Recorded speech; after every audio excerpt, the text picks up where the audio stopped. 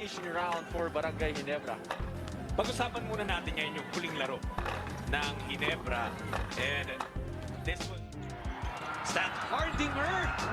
That was a big pitch also from Brownlee, connecting with his big man. Jot, alam mo saan ko nakikita yung mga ganong pasa? Alam mo yung mga Forward. Sa ilalim, Standhardinger will shoot over Belga. great shot right there. Oh, every pass disrupted. Pero nakuha rin naman, Standhardinger. Wow! Nagawan pa rin ang paraan. And we talked about that earlier. Ang orthodox skill ni Christian Standhardinger.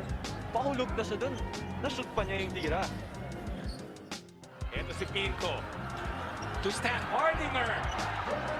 And again, throwing the timing of Rain or Shine's defense off. And again, playmaking on that play is Nards Pinto. And this is the value of Nards Pinto. This time though, L.A. Tenorio kicking it out.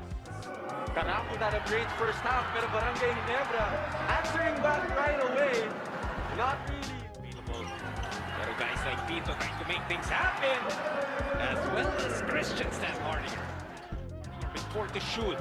Christian finding the littlest of spaces. All Filipino ngayon, rain or shine the rest of the way. And that's the goal signal for Ginebra. Pero dito sa fourth, 31 points naman itong Barangay Ginebra while limiting rain or shine to just 16. So Barangay Ginebra will now book a ticket to the playoffs and taking matters into their own hands. Di na